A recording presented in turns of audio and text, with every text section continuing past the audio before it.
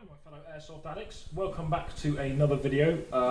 Today, because I completely forgot to take my GoPro to today's Battletech, I'm going to do a video on my loadout and what I personally use in all of my games. At the end of this video there's going to be a special message, so stick around for that. And I'll also be talking about where I want to go with this channel. Well, it's not actually my channel, it's me and my mate's channel, but where we're going to go with it, and kind of what we're aiming for in the foreseeable future. Okay, let's kick this off with my secondary and what I like using as my secondary. This here is the Raven high capper, but this is the shorter high capper. So it has a shorter slide, and I think that the lower receiver or the lower part of the gun is normal sized, but it also has a rail system on it to put lights and lasers and all kinds of different things. It also has a very nice glow in the dark kind of these fibre optic sights on it, which I really like. They kind of glow in the light, which is very useful for CQB. Here is a high capper mag, and the weight of it, once the mag's in it, is really nice, and it's a weight I can really get behind with doing airsoft. Also, with it being shorter, it's much better to come around corners with, because it's much more, compact and much nicer to use. I'm going to quickly chuck the silencer on it, because I've got a threaded barrel attachment adapter for it, so that I could put a silencer on it. Not that the silencer's functional or anything, but it just looks cool. So let's just get that on there. There we go. So as you can see there, it's very nice, and it does me very well. I've dropped this a couple times now and it still hasn't broken. I've taken it apart and all kinds of things, and I've put it back together perfectly fine afterwards. And I would say for beginners, it's not a very expensive gun, and it's very reliable. So I say if you're starting airsoft and you're looking for a pistol, then I would go with a Raven high capper. Just chuck this on here.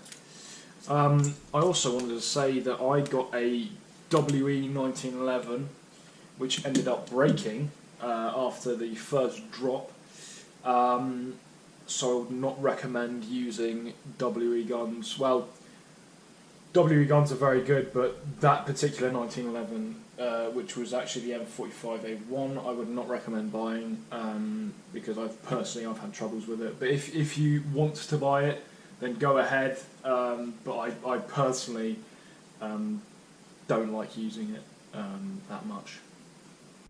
Right, let's move on to the next gun here. So this is my M4. This is an AEG M4, so it's electric, and for me it's brilliant because gas M4s, firstly they're very expensive, and secondly some of them can be very unreliable. And this, I've got some mid-capper mags with it, which just means firstly I don't need to wind it, and secondly there's no mag rattle.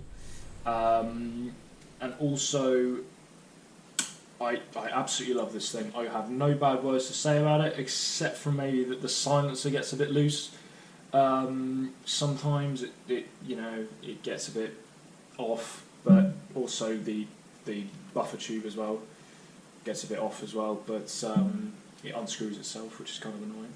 But other than that, it's a fantastic gun. It hasn't let me down. I've got so many kills with it, and it's fantastic. On here I have a torch which is cable tied to the rail, and I also have a foregrip on it as well, which I do recommend for a gun like this.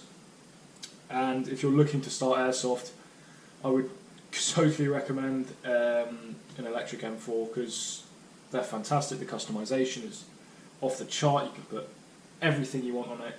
The only reason I don't have a scope on this at the moment is firstly because I don't have one that really goes with it, and also I like running iron sights because there's no chance of the glass getting smashed. But other than that, this is a fantastic gun, and I seriously recommend it to any new players who are coming into the sport. The next gun on the list is the ASG 1022 Marksman. This gun for me is a fantastic gas gun. I haven't really had any issues with it, just like the M4, and also just like the M4 you would have seen it in last week's video. On here I have a tracer unit, and I have I think it's a Strike Systems scope. It's an absolutely fantastic gun. The mag capacity is a bit low, but it's very gas efficient. On here I also have a barrel wrap, which I used with I think it's jute or burlap, which you can get from any good upholstery store, which is very, very good for camouflaging guns. It also looks quite cool. I also have some camo tape on here as well, and yeah, I would totally recommend it. It's very lightweight, it's very compact, good for like tight corners and stuff, and also it's very, very accurate if it's hocked correctly. But yeah, I totally recommend this gun. I've never had any issues with it, and I have nothing really bad to say about it. Just give you a closer look. There you go. I apologise about the lighting. I am doing this inside in one of the corners of my kitchen, so the lighting isn't as good as it could have been, but currently it's dark outside and I really wanted to get this video out. So for the next and final gun, I am reviewing my VSR10 from Double Bell. I have a air gun scope on this, and I also have a wrist protector for for archery, actually, which I thought would make a really nice cheek rest. Keeps your cheek very nice and tight, and it doesn't slip while you're aiming down sights, which makes your shots much more accurate. And this gun as a whole is very accurate. It's got a very, very nice, very smooth pull on the bolt for the bolt action, which I'll show you in just a second. And overall, I recommend this as a starting gun for anyone who's thinking about getting into sniping. Quite a few famous airsoft YouTubers who do sniping started out with the VSR10. I got the Double Bell version because personally I think it looks and feels a lot better. It's also got a very nice texture on the stock of the gun, and you will have seen this also in my most recent video, which I did not too long ago, and which was actually my first video I ever did. So that will be the last gun I review today, and we'll move on to the mask.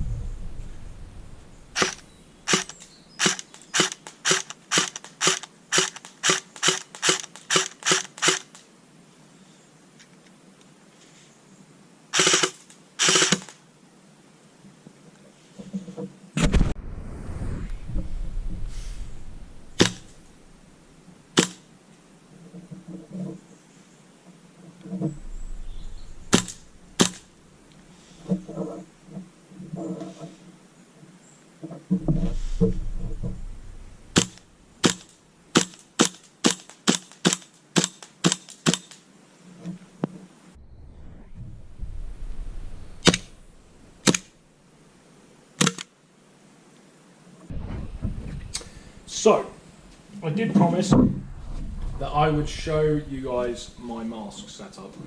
So, first up on the list we have a Neuroprol mesh, what would you call these goggles, I guess, which give, as you can see, give quite, I guess, the camera doesn't really do it justice, but you can see quite well through them.